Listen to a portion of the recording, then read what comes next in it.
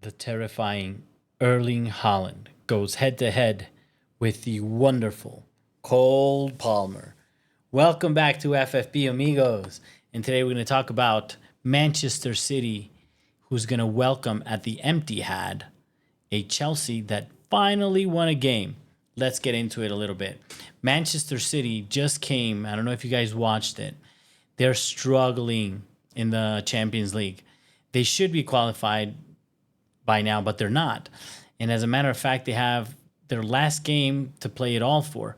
I looked at the fixtures and they're lucky. They're lucky because two other opponents play amongst themselves, and the results are supposed to be their way if they do the business. They still need to win their game. There's a scenario where I think they can draw and make it, and they're playing Bruges. And how things are going, normally it's insane we're having this conversation about City not qualifying under this scenario, the teams they're playing and how things are going, but that's what they are today. And after a match against PSG, Vive la France, thank you for what you did this last game where, and they did run them ragged, which is what I wanted. I needed a little bit of that in that game. City were up and threw away the game. They collapsed, Chelsea style. Well, Chelsea has been collapsing in the last few games. And this run of games that we should be at least second in the league, but we've been collapsing. We're not converting. And they suffered sort of the same thing, and it was very well deserved for PSG and in a tough match for them. Actually, I think psychologically too to have to play that last match, and it's interesting to see Pep Guardiola how he speaks now. Very accepting of that defeat. I mean, what else is he going to do at this stage? So City's still suffering that a little bit. And what did I see in that game that I think is going to be very, very interesting for this game? If you guys look at, except for one defensive mistake on one of the goals, the rest is City got punished with speed on the wings, like heavily punished. Of course, Dembele is a monster and they have a great team, but we have the speed on the wings too. And if they offer us up the same space, I think the same thing that can happen. So they are very similar to Chelsea. Maresca has sort of that school position-based high line pressing ideology that comes from, olden times, and Pep being one of the fathers of it. And we do many things similarly. So I want you to keep an eye on that sort of thing. They form this staggered line of five, sometimes line of six, depending on how they're attacking. They leave themselves thin. They've both inverted fullbacks in the past. Stones has come into midfield. They've done very similar, very interesting things. And both of them, in my opinion, are susceptible to the same exact thing, which is, one, they collapse and the team sustaining the momentum of the game, something that City was the best in the world at, killing off a game, like with the exceptions in Champions League against Real Madrid or something like that. But normally they murder you with possession. They haven't been able to do it. And they've been collapsing. And two, that because they love stretching the team wide in attack, they're very susceptible for counterattacks in the wide areas. And I think that goes for both teams. So why am I mentioning that? Because, we're all terrified in Chelsea about Reece James running. And I think he's going to play. I think it's a big game and a big player. The question is where, but we can get into that later. In any case, that's how City's coming to this game, with this battle, with this struggle, with the wide and the counterattacks against PSG. Again, collapsing, and Chelsea from a series of games collapsing. And in this last game, because the conversion went, and we still made the mistakes, and the Sanchez mistake giving opportunities and giving that goal, that's still there. So we're coming at this game exactly with that. This is the kind of game where the only one in a million reason us Chelsea fans can think of why the hell Maresca would ever play Robert Sanchez is when there's space, maybe you can play one every 10 games, this amazing ball to leave one of our wingers wide to create an assist or a very fast counterattack. But we'll see. We hope to, if we look at the form, and I'll pull it up for you guys here, it's not looking good for Chelsea. We just won this last game. As a matter of fact, we're very critical of City. However, they've done better in the Champions League lately, far better than Chelsea has. And also, we're sort of both fighting. That's insane, right? That we're fighting for these spots, fourth and fifth, with only a 2-point difference and a similar goal difference. So this is going to be a battle. Incredible to say that, right? Chelsea and City fighting for that fourth spot in the Champions League spot, with Bournemouth, Villa, and Newcastle. Certainly, they're on fire. If you can see there on the table. Yes, they dropped the last game, which was a little shocking. Not that shocking, but in any case, if you look at this on form, City is better off, with the exception of probably this PSG game. But I think that's an exception. And then also to look at what the probabilities are, what the bookies or what probabilities are laying out. It's still, it's still the empty hat. So City is going to be the favorite to win. I've heard that a lot of the pundits, though, the random Man City and Arsenal pundits, I like listening to them to get a fresh perspective. And they read this game. A lot of them, I think it's just because they get the feels from the Champions League game, that City's going to collapse again on this game and that Chelsea's going to come away with a draw or the win. And I think that's kind of against what's happening on form, and it's kind of against, City playing at home. So it'd be very tricky. In terms of injuries, there have been some recent injuries that they mentioned in the news. Ruben Diaz, I know he came back, but he seems to be a little bit struggling. He's defensively a very important player. And obviously, we know everybody else, the Rodris and the Fofanas and stuff like that. There is some doubts for Chelsea, but they've been speaking about this for a couple of games, which is Caldwell, Enzo Fernandez, and Romeo Lavia. So we're not sure if we're going to see those fellas back in the game. I'll give a predicted lineup. So, key performances. In a game like this, again, I think the star players need to show up. The ex-player curse. Cole Palmer did it once already. We hope he does it again, that he has a great performance against City at home. He has a little thorn in his side about, probably not being recognized as much as he should have, as he's all proven to be in City.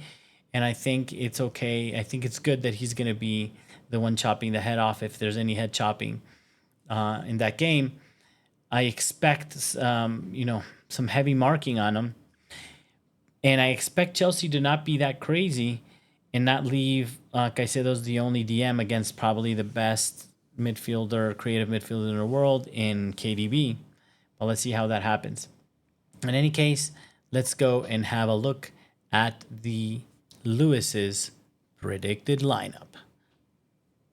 Okay, so here we go. This is where the Lewis gets in trouble. Everybody has opinions. So as always, there's some prizes. I mean, how are these like half-injured players? So don't kill me, right? We don't know what the truth is going to be about some of these guys, right? Like if I'm assuming that, Lavia maybe not fully fit.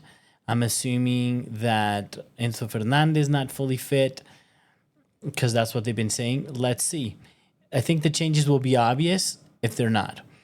So in goal, again, Sanchez. But guys, we're going to have some love and affection for him. And we're going to support him because on this game is going to be the one game he doesn't screw up. And he actually is going to kick a long one in a very quick counter when City have us in our own box. He's going to find one of our wingers wide, and I don't think it's going to be Sancho. It's going to be when Neto comes into the game. Again, he's really good at running in behind in speed, and that's going to lead to an assist to a Jackson that's always going to finally this game break his spell. In any case, Sanchez is going to be in goal. Let me have my fantasy, brother, sister. Let me have it, because Maresca going to do it, whether you like it or not.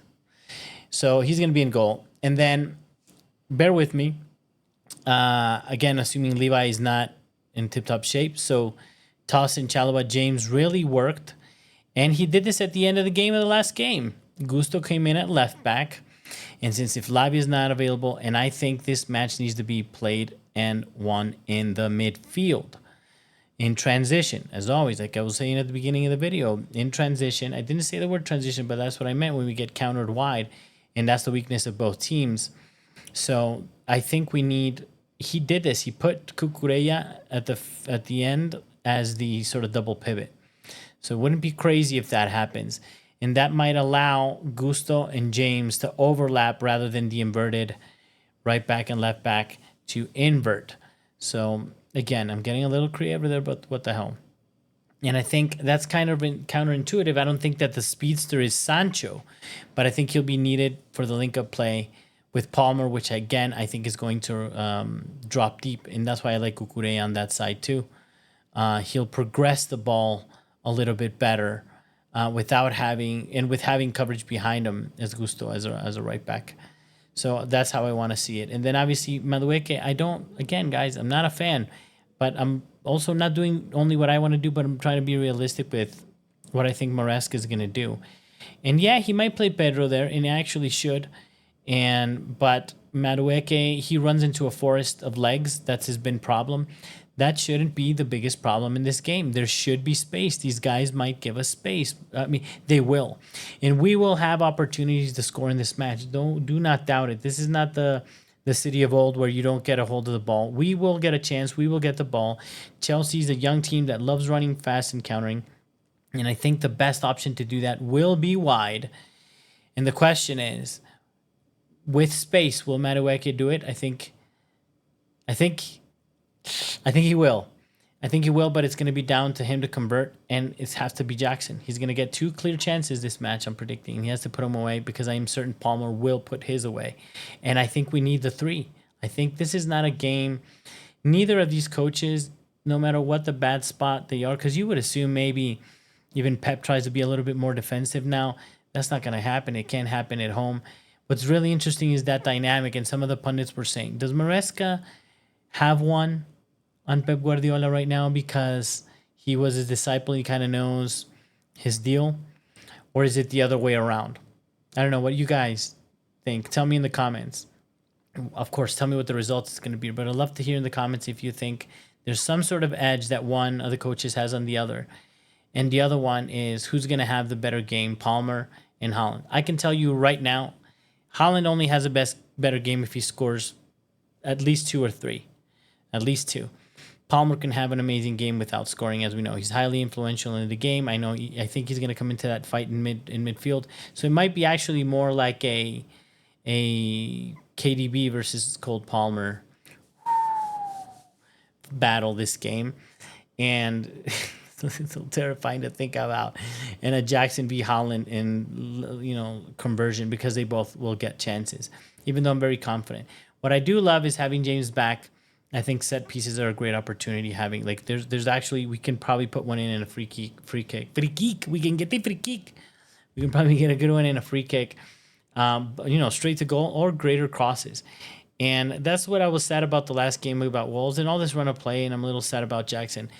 I'm happy Kukurea could get to the end of the crosses, but where is our striker at the end of the crosses? There's been good crosses. Madueke does good crosses when there's the forest of legs in front of him. He's actually really good at cutting left and putting an in-swinger in beautifully. James is amazing at an early cross, but you're going to have a 9 that has that instinct to be at the end of those crosses. But if not, Kuku is going to do it. I'm a Kuku. So, yeah, that's my predicted lineup right now. I think, obviously, there's going to be some changes. And, with everything that's going on in the next couple of days. But I'm very excited. I'm positive. I think anybody who dares say what this result's going to be is kind of crazy, because I think Chelsea could lose 4-1. They could win 3-1.